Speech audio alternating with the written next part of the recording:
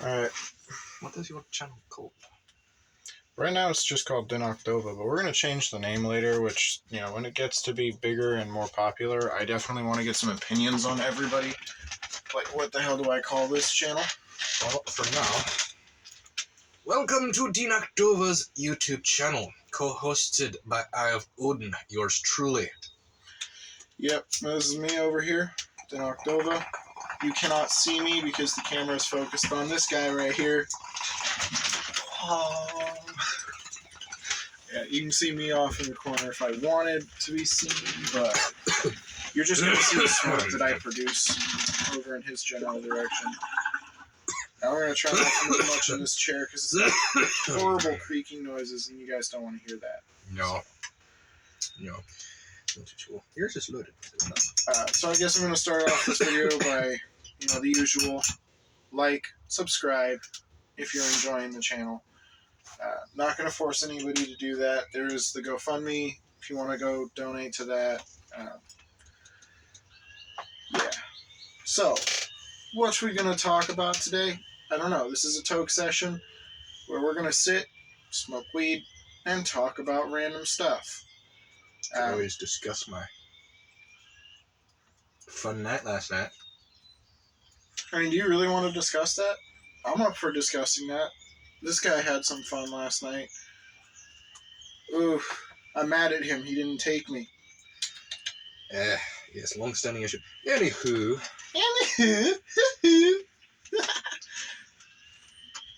Yes, you're right. You just heard Wandering Oaken's trading post BS.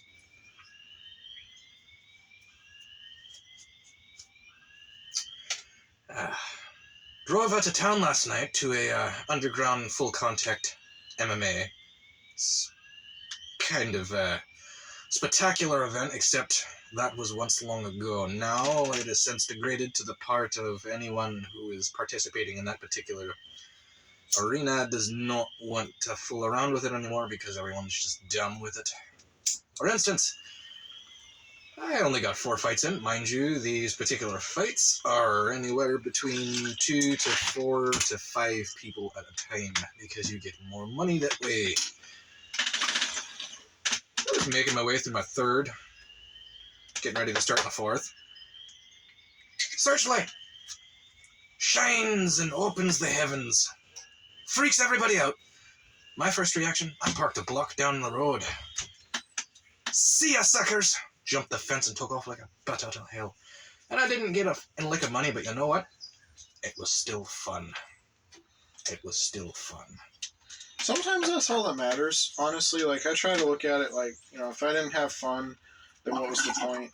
Exactly. But I can definitely agree. I don't want to go and do fighting anymore unless I am getting paid for it. Can you blame me, though? Nobody can. Honestly, though, I'm really out of practice, so I don't know. I don't like tooting my own horn. Well, hey, in comparison to most the average person, as I non-discrepantly said last night, alright, no, that wasn't to you. That was to me, Mum. Nobody, in a sense, is formally trained anymore. It's all, they're picking people off the street, or it's just backyard amateurs that were, well, I'm gonna give it a shot. Yeah, and that's, now I have nothing wrong with the guy. That's partially due to another YouTuber. No controversy trying to be pulled up here with this, so don't take it as that. But Jake Paul, he went and started doing professional, I believe it's MMA wrestling that he started competing in. And he's actually doing pretty good in it. Now, I have no issues with what he's doing with the sport. It's actually, I feel kind of bad for him because he's taken a lot of flack for it. He's really popularizing it with his YouTube channel, his sports drinks that he's been putting out. I believe he does Prime, but I could be wrong. So don't quote me on that. I'm not really up to date with what's going on with him. But yeah, he started doing MMA wrestling and really bringing new people into the sport, which is really great for the sport. It was starting to hit this low point because not many new people were coming in, so we couldn't find any good new fighters. It was starting to stagnate. So the fact that he went in and started popularizing it again, I'm actually, like, all for that. I know there are quite a few other wrestlers who agree with me, and I'm not even in the sport. But I have to say that I don't see the problem with what he's doing.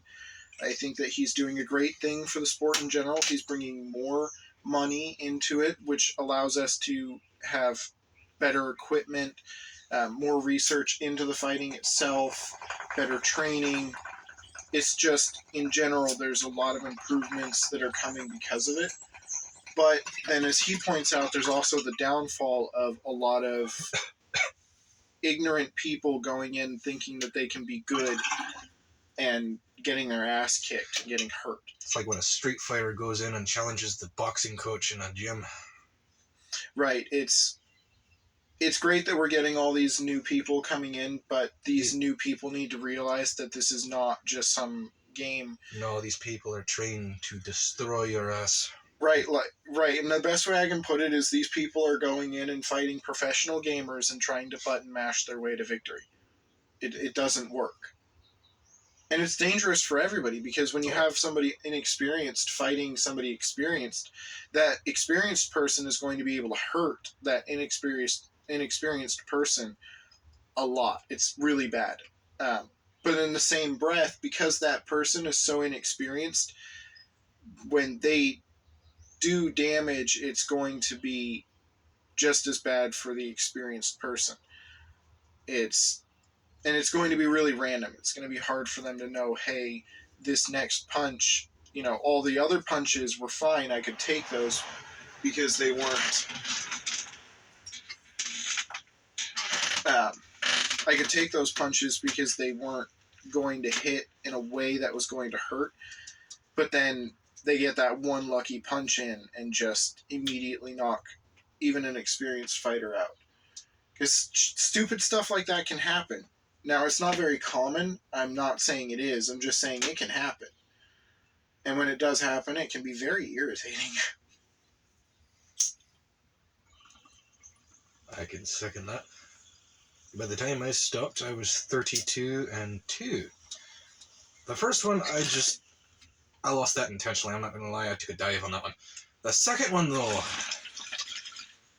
I have no idea who this fellow was, but it was obvious he had some sort of formal training, and I gave him the benefit of the doubt, and it turns out this man was far more experienced in the sport of hand-to-hand combat than I was, by far. All I remember was getting to the center of the ring. I threw first couple combinations, and the man swept my leg out from underneath me, and that was it. That's all I remember. I woke up and I saw the footage and looked at it, and the man literally kicked my legs out from under me and then just one straight shot to the noggin. Yeah, and I have the problem that when I start losing, I tend to black out and lose control. And that can be a problem because It's not even that. He didn't give me a chance to. Oh yeah, no, and that's happened to me too. I've had that happen too, but I'm saying that most of the time when I start to lose, I see it coming and personally just go into the blackout, and it makes me really unpredictable, but also makes me really easy to beat because I'm just doing dumb stuff. At that point, my brain is like, "Oh, you're dying. You need to stop yourself from dying," and so I just start trying to prevent them from being able to kill me and get away, which is really weird. I've seen it. It's weird when I get to that point. Yeah, and my blackout point is different. Me, it's like a fight flight reflex. I just want to fight so that I can get away. It's very confusing. And it's terrifying when you see it on my face because it's just a total change. Well, no, it like a robot. My face goes completely blank. It's not even 1,000-yard stare. It's just I'm not there anymore. It's the person in front of me, and that's it. Yeah. They are an obstacle in my way, and they will die. Yeah, and I get more calm and methodical the more pissed off I get. The more pressure I sustain, the better I am. To put it mildly.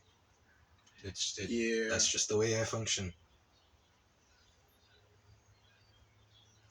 It's a fact. Yeah, I'm not like that, thankfully. Thankfully, mine is definitely more of a defensive blackout. It's very interesting. Very interesting to see. Still not fun to see, but interesting to see. Two totally different styles. Yeah. I was always very defensive. I don't. I can take a punch, but do I like to take a punch? No. Well, and No, I don't. I'll credit that simply for the fact of, I can guarantee you now that if you did formally train or non-formally train in any form of martial arts, it was probably like Aikido or Jiu-Jitsu, the redirecting thing. It's defensive. It's not so much offensive as it is defensive in using your own opponent's momentum and weight against them. Yeah. However, in my case, I took time to study purely offensive forms, being Kempo and the Vikings hand-to-hand combat style of Galima, which has been around for the better part of 2,500 years. So mine's a mixture of historical European martial arts. Now, we're not talking sword fighting in this case. We're talking, well, although I am trained in the actual sword fighting, not very much and very long time ago. So I'm definitely rusty. But I've done some training there in hand combat style.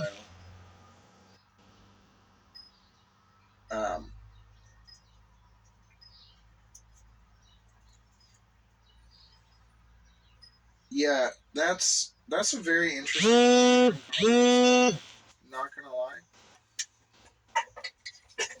Uh, oh, I am so high. You gotta give me a little bit. Well, and it's like people taking particular songs or artist renditions of songs and making them their own. You take different forms of combat styles and you form your own. The first person to do that, if I'm not mistaken, was Bruce Lee, and he invented Jeet Kune Do. Yeah, and that's something I'd love to learn. And savage martial art.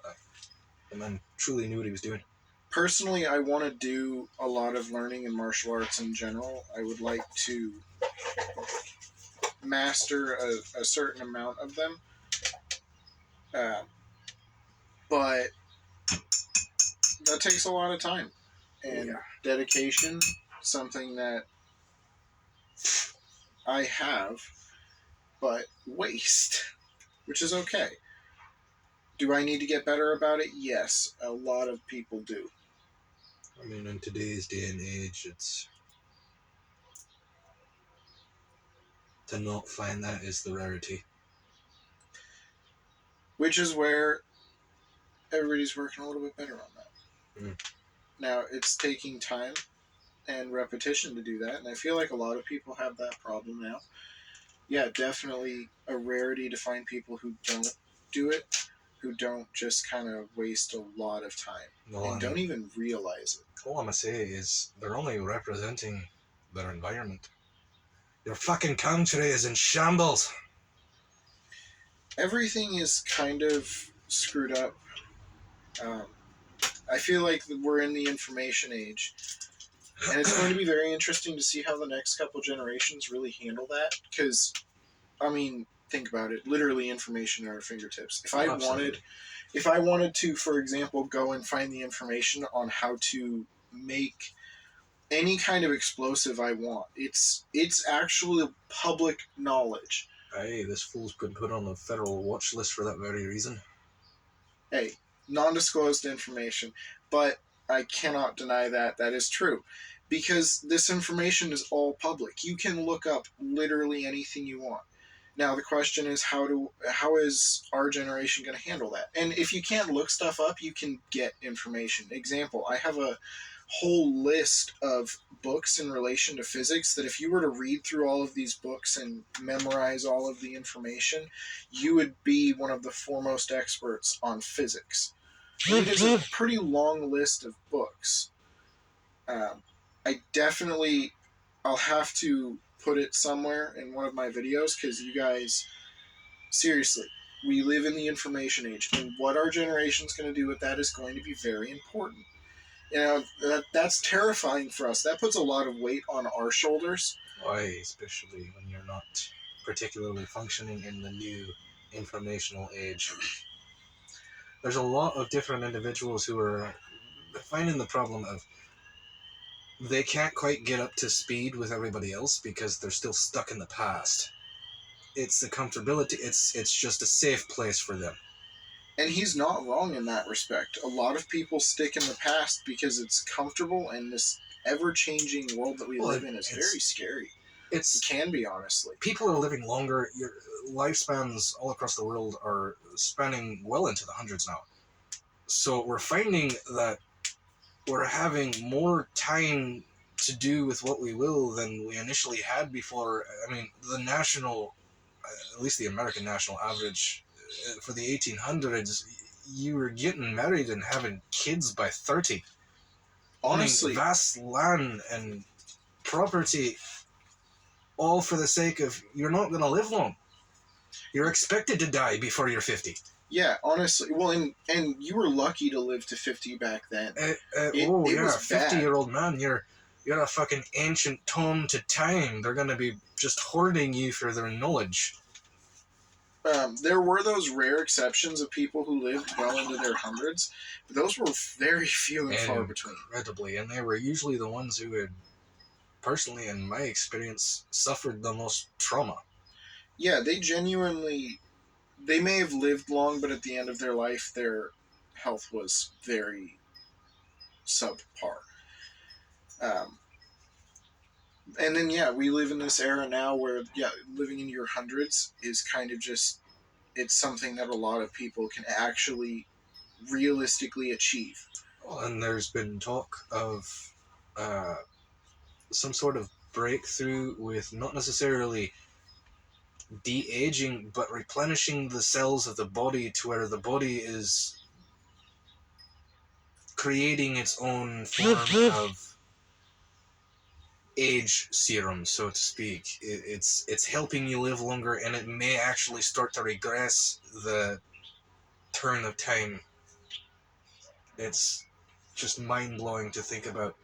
We'll see, and I can further go into that because I've actually seen some of the research that they've done, and they were actually able to go into each individual cell in a rat's eyes. Now, the reason they picked a rat's eyes is very important.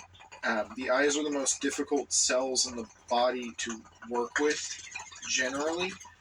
If you could change glaucoma or cataracts or even restore the sight, repair damaged cells, you can restore a blind person's eyes. They did. Okay, see, that's what's impressive is they did. They went into the cells. They went in and reversed the age of the eyes. Cell by cell, mind you. That's why it's so difficult, and honestly, it can't really be done with people at this point because, think about it, you're going to have every single cell in a human body turned back. And that's the challenge personally for me to the new generation is if you can figure that out, we may all very well live forever. And they're figuring it out. They're figuring out how to slow aging in general and not just increase the lifespan, but specifically the health span, which there's a big difference there because the lifespan is how long something lives. The health span is how long something was alive and healthy. Example, you start to develop intense arthritis, and there are clear signs of aging. You're no longer healthy. You're still alive, but not necessarily healthy. Now, saying purely arthritis is probably an overstatement. Think something more extreme, like dementia. So you'd be well into your 70s and you'd still be acting like you're 35? Younger, potentially. And we're finding that as humans, we don't have an age. We actually have a genetic age. That something called I believe it was called RNA in the body is... No, I don't remember what exactly it was. There's a specific name for it. It's not the RNA, though. Epigenetics. It's the epigenetic code in the body that stores the information on how to reproduce these cells. And you've got to remember what death is. Cellular death is when our cells can no longer reproduce fast enough to replace the ones that are dying. Now, what's important about that is the cells also have a difficulty basically going through that epigenetic code, reading it, and saying, this is the cell I need to produce. Now, as that gets more difficult to do, the cells slow down in how fast they reproduce, and we start to die, essentially. That's the process of death. It starts when you're 30. It's a really terrifying thought that you start dying at 30. And yeah, you're... As I just pointed out earlier, for who knows? I mean, since the donut time, you weren't expected to live long. 30 was old. I just got done mentioning the national American average in the 1800s. You're not gonna live past 30 or 40. You're expected to die at a very young age. Yeah, and then we started getting older. And the body is still not able to compensate for that, so it's, what the fuck are we doing with it? Right, and then we're learning how to potentially, like I said, repair the epigenetic code so that our cells can read it and replicate the epigenetic code more easily. And we're potentially going to live forever. Like I said, they've done this study with rats, and rats alone. They haven't started human testing, but last I checked, were moving towards human testing. But they had found a serum that they could give a rat, not a steroid or anything, a natural chemical produced by rats under specific circumstances that repaired or slowed the degradation of the epigenetic code. And that's how they were able to go in and make it to where a blind rat could see. So my only question is, would this in particular actually affect the body's immune system? Would it repair old, if not disabled, limbs, or destroyed and degraded cells that were already... Now, it won't be able to do things like, say, regrowing on, right? Sure. We're not lizards. We're not lizards. It's just not there. But cancers would become less frequent because your cells can better read that epigenetic code, and that's what cancer essentially is a misread of the epigenetic code that produced a malignant cell. Now, stuff like that would be reduced in the human. Other things would just be the process of aging would be drastically slowed. Part of the reason that this research is taking so long and is so difficult to do is because it genuinely took 5 years of them doing this to a rat and then not doing it to another rat and then seeing what happened in terms of age of the rat and the effects of aging. And that's why it's going to be so difficult to start the research on people, because we have to wait like 30 years to see the process of aging in a person. You start giving them this chemical that a human would naturally produce, because we produce a similar chemical in our body. At least that's the belief currently. And giving us said chemical will reduce the effects of aging almost to a standstill. Now I say almost because it won't completely stop it. That's where the research into how to literally reduce the damage done and repair the epigenetic code is very important.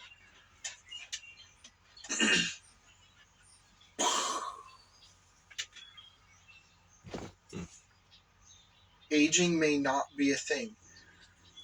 And this is another effect of the information age. I know all of this just because this is all public information. You can go find this anywhere. And that's another terrifying thought. I could go and with a few $1,000s get all the stuff required. And I actually have all the research material to do it. Which is very interesting. What was his name? We handed out flyers for this guy. What was his Rick. name? Rick. Really cool guy. Had a book. That book had all the information you needed, and it was just a book. Now, there's no copies of this book online, but all the information was digitized because this information wasn't like hidden information. It was household stuff that you could do back in the 1800s, back in the 1900s, long time ago. But that, in all truth of honesty, was back before we became codependent on the existence of technology. Yeah, now we have easy access to all of this equipment. I don't even have to make it. It's more sophisticated. But even if I had to make it all, I could genuinely be some guy in Indonesia doing this right now. Now, this is what I want to tell you all that I could be doing. I could be genetically modifying my own diseases. Now, I'm not going to. I'm not some crazy person who wants to destroy the world. Yet. I'm joking. But I mean, think about it. With a few $1,000s, you could easily get all the equipment required to start genetically modifying diseases, making your own cells, doing all kinds of crazy stuff. You want to genetically modify goats? Guess what? You can try to do it. It doesn't take much. The equipment necessary for one person to do it and do that research is not very sophisticated. We're building off of old technology. We have been for a long time. Oh, of course, we're imitative. Which is fine, because that just means that technology is getting further and further ahead. Example, we still use microscopes. Microscopes have been around since... Early 1600s? Yeah, like 1600s, I believe. We started inventing the telescope, started making lenses that could magnify things. We've just furthered that technology to the point to where we now have an electron microscope where we're basically doing the exact same thing, just blasting stuff with electrons and reading what you're seeing. Galileo. Yeah, Galileo. Greatest astronomer of the time, but he's probably one of the first individuals to actually make a competent use of the telescope. And he did. It was very impressive. And he was ridiculed for it. Yeah, the Christian church was like, no, you can't say that. There were a lot of instances of that, which is a whole nother topic entirely. We will not delve into religion because... No, I was just going to comment that that's just the testament that when it comes to dramatic change, humankind has never responded well to it. Yeah, we are not ones for change. Not at a fast pace. We move at our own pace. Yeah, but that's what's changed with the information age and the newest generation is that information is flying at them like 1,000,000 miles a minute. They have to absorb all of this, and it's difficult.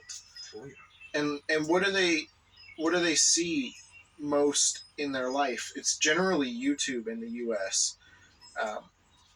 Young, impressionable children watch YouTube and they think, and I know I'm contributing to this, but but they do. They watch this stuff on YouTube and they are kind of steered in a direction that they shouldn't be going in. I mean, it happens with a lot of kids where they'll start kind of blowing off school because it's like, hey, I don't need to go to school. I can just start a YouTube channel and get famous that way and make all my money, not have to worry even a little bit. Which is very not the case. It's actually one of the, I think, most difficult professions in the world to actually make a living off of. Yeah, I mean, even me, I'm not even trying to make a living off of this. This is kind of a spare time thing. And I'm going to talk about kind of everything. We're going to do some stuff for the younger generation, kind of bring them into the fold of how the world really works in a way that's sensible. I'm not going to be some eccentric, crazy person because kids don't need that. They need a person who's going to tell them the whole truth, nothing but the truth, and not just about really idiotic things like, how does Jake Paul's MMA career affect that whole thing. That was kind of just a bit of a tangent, and we blew over that really quick. Well, then if I might interject with my own advertisement here. If anybody do so wishes it, and he approves it, my homestead is almost up and running. There is informative videos that I'd be more than happy to make and share about basic concepts, whether it be tracking, hunting, processing of meat, farming, just living in a homestead state, off, not necessarily off the grid, but we are off the grid. There is no modern amenities. Just for the sheer purpose of, as he disclosed, we're building off of old technology. A lot of us nowadays, in the new informational age, stick to our devices, television, stay in the comfort of modern amenities. We forgot how to take care of ourselves on a basic sense. Without a store or a grocery right down the road from you, you're not going to know what to do with yourself. Are you going to go outside and catch a pigeon and roast it on the fire? No. You're going to find a rat, stew it? No. Most people, in the sense of that, would be revolted entirely. They'd turn their nose up at it and they'd starve to death. Yeah. And that's another thing that I would definitely love to have on the channel. If anybody wants to see that, that's definitely something we can do. And it's not limited to basic concepts. I also do forging instructional videos, and I would eventually like to set up a, how can I put it, you come, you stay for a few days, you help fart around the property, and I'll teach you things. You get hands-on experience, but it's going to be set up in the ways of mine ancestors' Nordic style. It's going to be a complete Nordic village, at least a miniature version of it, as close as I can get to an actual Norse farm, Norse-based farm. And don't quote me on this, people will probably rant and rave, oh, you have no right, and you know what? No one has any right to claim anything except for what they truly believe in, and I know where I came from, so shame me all you want, and piss right off. Solidly spoken. Solidly spoken. And I can agree with that. I very much so dislike when people go through and shame different people. Well, and you'll find nowadays in America, not necessarily just limited in America, it's those who truly kept their historical datas. America doesn't know a lot about its ancestry because it's made purely of immigrants, people fleeing from all these other countries. Like mine, for instance. However, it's not putting past the fact that even people like me don't know where we came from. We have a basic sense because of certain advantages. We have some of the best colleges in there in the UK, but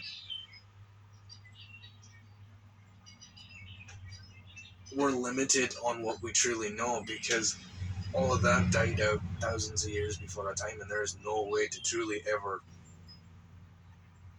get the grasp on that without the tradition of orally passing it down.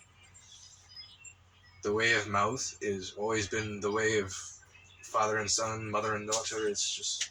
Here comes Alice.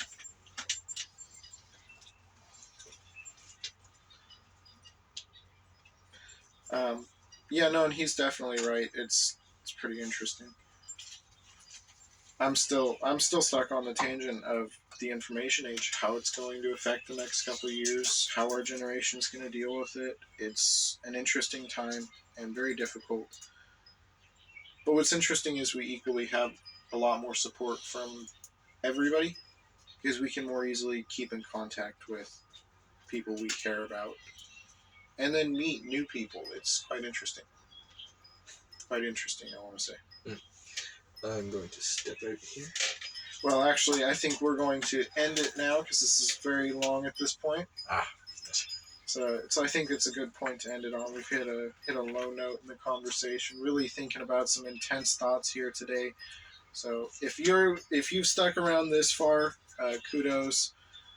We will see you in the next one. I have a crap ton of videos I need to upload, so you gotta forgive me about that. I have been recording them, not posting them. It's great. I think I'm gonna just throw this one up unedited. We're not gonna take anything out of it. So yeah, I'm sorry about the random noises that are in this, because I know there's a lot, and you're gonna have to forgive me on that. But yeah, I hope everybody enjoyed this crazy, like, hour-long rant. Skip through parts that you find boring, because we go on rants for a while. I might cut out, like, the end part where I'm turning this off, but who knows?